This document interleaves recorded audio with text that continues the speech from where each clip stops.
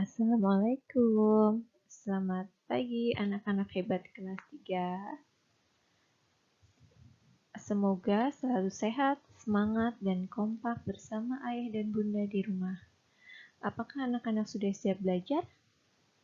Hari ini kita akan mempelajari tema 1, pertumbuhan dan perkembangan makhluk hidup, subtema 4, pertumbuhan dan perkembangan tumbuhan, pembelajaran 2. Hari ini kita akan mulai dengan perkembangbiakan tumbuhan dengan biji. Sebagian besar tumbuhan berkembang biak dengan biji. Tumbuhan dewasa akan berbunga dan menghasilkan buah. Di dalam buah terdapat biji. Biji berkembang menjadi tanaman baru. Tanaman baru tumbuh menjadi dewasa dan berbuah. Perputaran tahap perkembangan tersebut membentuk sebuah siklus atau daur hidup. Jika kamu perhatikan, bentuk biji jika dibelah seperti ini. Di bagian luar terdapat selimut biji yang berfungsi untuk melindungi biji. Kemudian, ada kotiledon, sumber makanan untuk calon tumbuhan baru.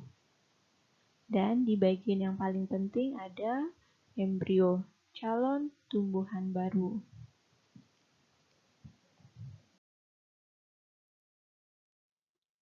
Setelah kamu memperhatikan bagian dari biji, selanjutnya kamu lengkapi bagian daur hidup dari tanaman semangka berikut ini. Kamu perhatikan untuk setiap kolomnya, kamu pasangkan sesuai dengan urutan dari dimulainya daur hidup tanaman semangka. Kamu buat di buku tulis kamu ya.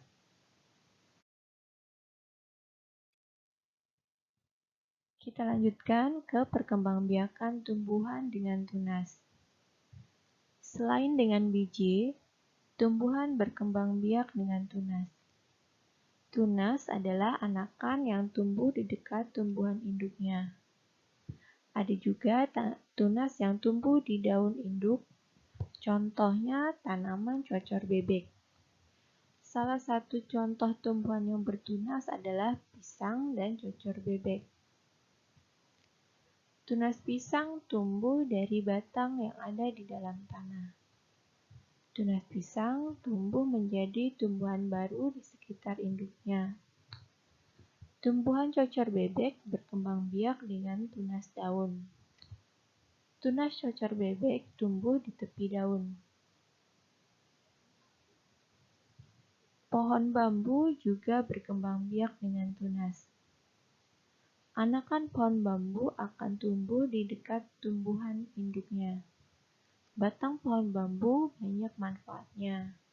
Salah satu manfaatnya digunakan untuk bermain.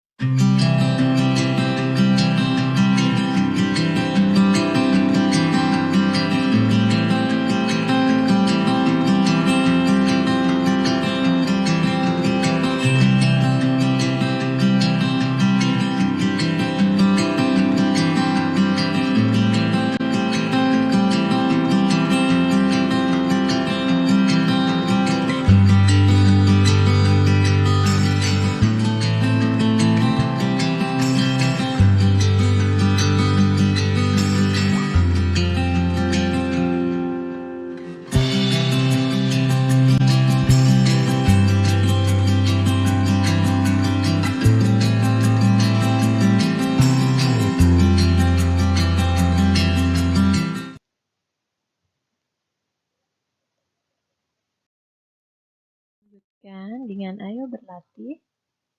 Lakukan percobaan di rumah tentang perkembangbiakan tumbuhan dengan biji. Alat dan bahan yang diperlukan: 1 gelas bekas air mineral, 2 kapas, 3 biji-bijian, pilih salah satu, boleh kacang hijau, secang tanah atau kedelai. Berikutnya, air secukupnya. Langkah percobaan, lubangi gelas kecil-kecil, basahi kapas secukupnya untuk media tanamnya. Letakkan biji-bijian yang kamu pilih.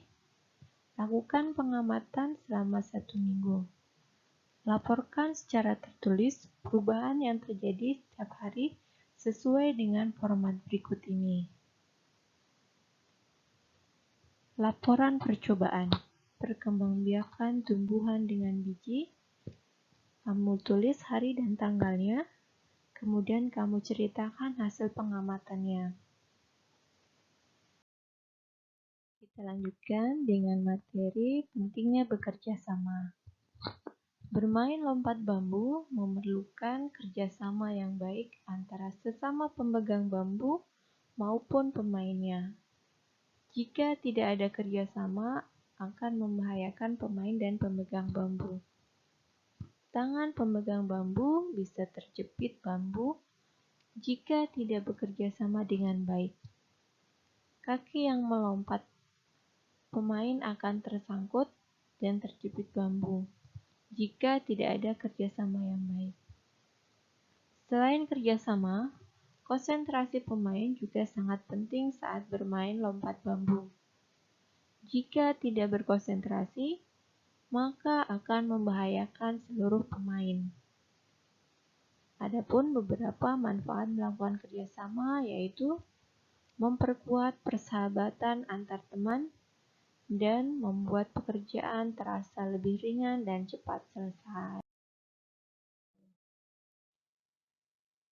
Kita lanjutkan dengan jawablah pertanyaan berikut. 1. Bagaimana cara bermain lompat bambu? 2. Mengapa perlu ada kerjasama dalam permainan lompat bambu?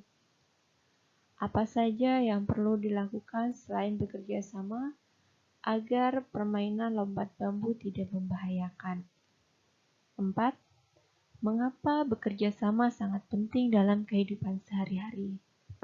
Yang kelima, berikanlah contoh bekerja sama yang ada di lingkungan sekitarmu. Demikianlah kegiatan kita hari ini. Jangan lupa ucapkan terima kasih kepada ayah dan bunda yang telah mendampingi kamu. Sebelum kita tutup kegiatan hari ini, mari kita membaca doa setelah belajar. Sampai ketemu untuk pembelajaran selanjutnya. Terima kasih.